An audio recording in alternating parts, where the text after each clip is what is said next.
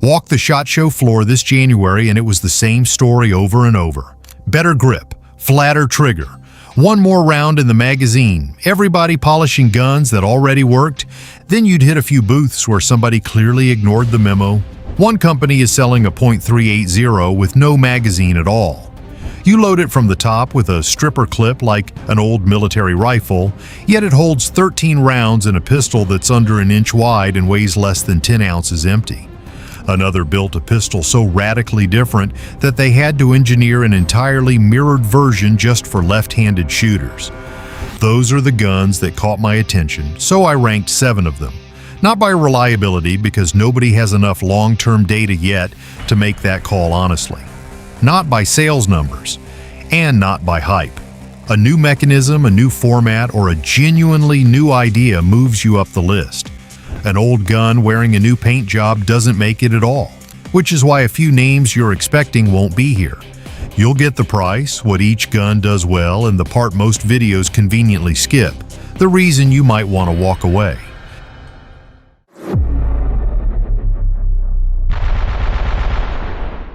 Starting at number 7 is the FN 509 MRD, a pistol built by a company whose reputation was earned on the belts of elite units, not in the budget aisle, which is exactly why the 509 MRD feels so unusual. At around $549, it's sitting in Hellcat Pro and Shield Plus territory, but FN didn't get there by stripping features away. Instead, they went in a completely different direction. The 509 MRD uses an internal hammer with a single-action-only trigger system rather than the striker-fired setup most shooters expect. And that changes a lot. FN says the slide takes about 25% less force to rack than a 509 tactical, while the magazines require roughly 40% less force to load. If you've ever watched a new shooter struggle with a stiff slide or fight a magazine until their thumbs hurt, you already know why that's a bigger deal than another flashy feature. The trigger breaks at around 5 pounds, and because it's single action every time, every shot feels the same. As for the rest of the package, you get a 3.8-inch barrel, a 16-round magazine, a 20-round extended magazine in the box, a direct mount optics cut, and a weight of just 22.5 ounces. It's assembled in Columbia, South Carolina, and when you put everything together, the 509 MRD feels less like a budget FN and more like a smarter FN. Coming in at number 6 is the Taurus TX9. Taurus has spent decades fighting its reputation. The TX9 is the company's attempt to leave that reputation behind. According to Taurus, this is the first pistol they designed from the ground up to compete for military and law enforcement contracts worldwide. Not a budget gun trying to act like a duty pistol. A duty pistol designed to sell at a budget price. At the heart of the TX9 is a serialized steel chassis, similar in concept to SIG's P320. The legally controlled part is the internal chassis, not the polymer grip module, which means the same firearm can be configured as a full-size, compact, or subcompact platform without starting over. The full-size model carries a 4.5-inch barrel and 17-round capacity at 25 ounces. The compact version drops to a 4-inch barrel with 15 rounds, while the subcompact uses a 3.4-inch barrel and 13-round magazine. Every model is optics ready through Taurus's TORO system and comes equipped with an ambidextrous slide catch, reversible magazine release, 4 interchangeable back straps, an accessory rail, 2 magazines, and a hard case. It's backed by a lifetime warranty and assembled in the United States. The surprising part is the price. MSRP across the lineup is $499, and real-world prices have often come in even lower. The biggest question isn't the gun itself, it's everything around it. Holster options remain limited, aftermarket support is still developing, and many of the modular components that make the platform interesting weren't widely available at launch. In other words, the hardware is here, but the ecosystem is still catching up. Everybody who has ever wanted a 2011 eventually runs into the same two problems. They're picky about magazines, and those magazines cost a fortune. The Staccato HDC4X was built to attack both. The biggest change is the magazine system. Instead of relying on proprietary 2011 magazines, the HD platform runs Glock pattern mags. It ships with two 15-round Metgars and will feed most Glock 19-size magazines many shooters already own. For agencies and departments sitting on boxes of Glock mags, that isn't a small perk. It's a completely different cost equation. Then there's the barrel. The 4-inch DLC-coated barrel uses an integrated compensator machined directly into the system rather than a threaded add-on hanging off the front. That means better gas control without changing the overall footprint, so it still fits standard HD holsters. The rest of the package is exactly what you'd expect from a modern Staccato. A precision-machined 7075 aluminum frame, a slim 1.2-inch grip, fully ambidextrous controls, a captive flat-wire recoil system, a Series 80 firing pin block, and a crisp single-action trigger breaking between 4 and 4.5 pounds. Even unloaded, it weighs just 24.5 ounces. Staccato says the platform was co-developed with an elite Metropolitan Tactical Surveillance Unit, and whether that's the reason or not, the result is a pistol that feels purpose-built rather than feature-built. Pricing starts at $3,499 for the standard package, climbs to $3,699 for preferred, and tops out at $3,899 for premium. Expensive, absolutely, but far less shocking once you understand what Staccato was trying to fix. At number 4 is the EAA Gerson Witness 2311 CMXX.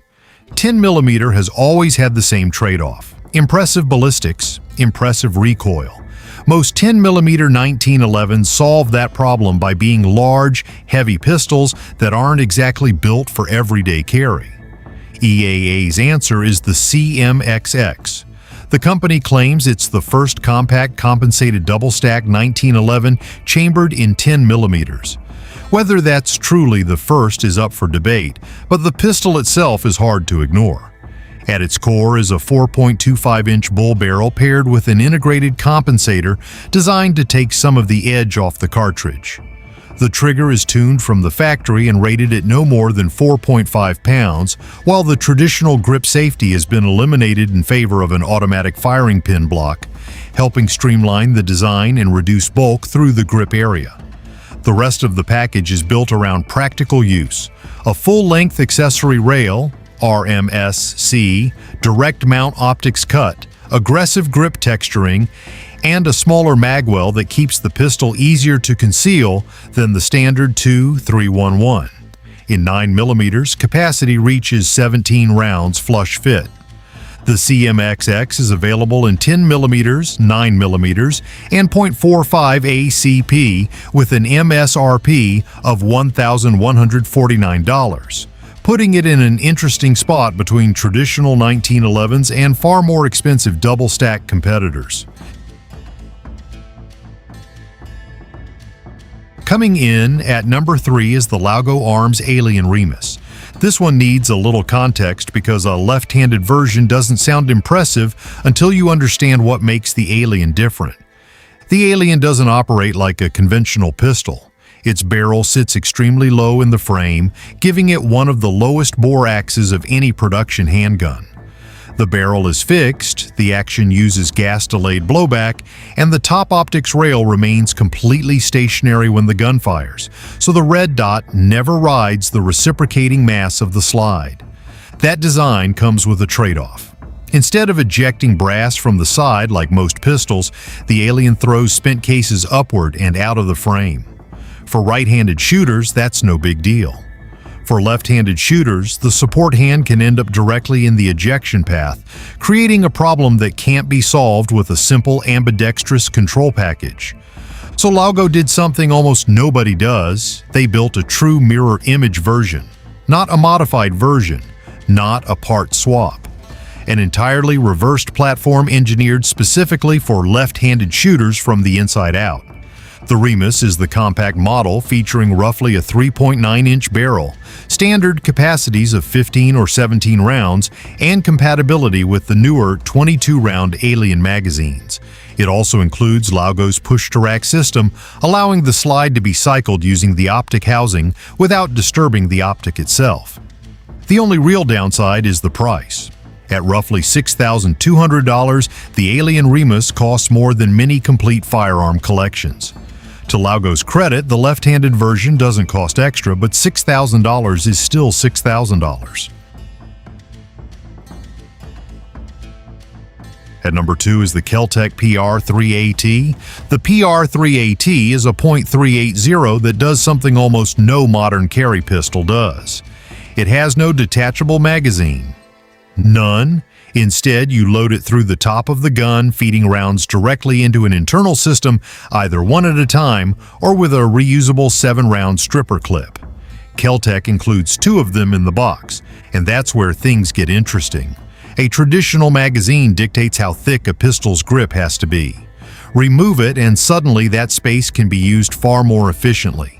The result is a pistol that carries 13 + 1 rounds while measuring just 0.944 inches wide.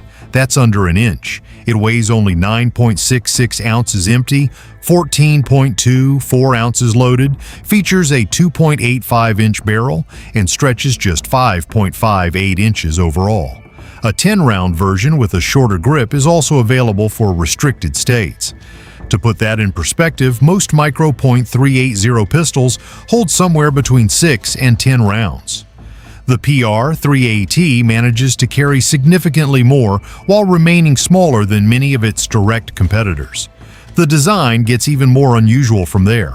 Instead of a simple blowback system, Kel-Tec uses a rotating barrel, locked breech action similar to the one found in the PR-57.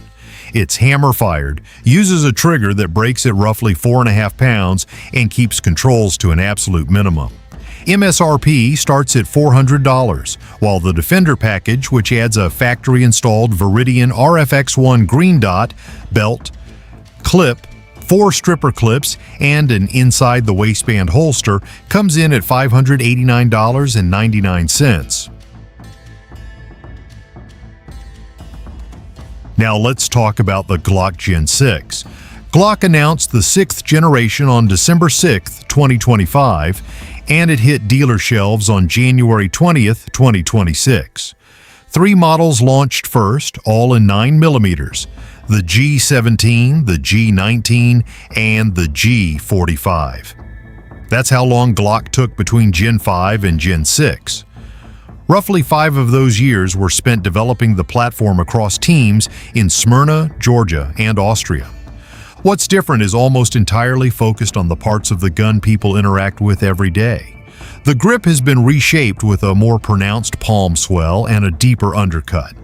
The beaver tail has been revised. Glock's new RTF6 texture now extends onto areas that used to be smooth polymer, including an integrated thumb rest area that gives shooters more leverage under recoil. The trigger comes flat-faced from the factory, and the slide serrations are deeper and more aggressive for easier manipulation. Glock also rebuilt the optics system from the ground up. The new setup ships with 3 mounting plates in the box, mounts optics lower than before, and directly addresses years of complaints about the previous MOS system. The dimensions remain familiar. The G17 keeps its 4.49-inch barrel and 17-round capacity. The G19 remains the compact 15-round option. The G45 continues with its compact slide and full-size frame, carrying 17 rounds. MSRP is $745, exactly where the Gen 5 MOS models were priced before them. But look at what actually changed: grip texture, undercut, thumb rest geometry, flat trigger, improved optics mounting. Those are the same upgrades Glock owners have been paying stipplers, gunsmiths, and aftermarket companies to do for years. Glock didn't invent something new here. They walked through the aftermarket, looked at everything people were already modifying, and brought those changes into the factory gun for the same price. So that's the 7. And here's the thing worth remembering with any new release.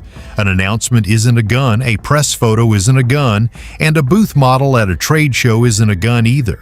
It's a gun when it's on a shelf, when parts exist for it, and when enough of them are in enough hands that the problems have surfaced.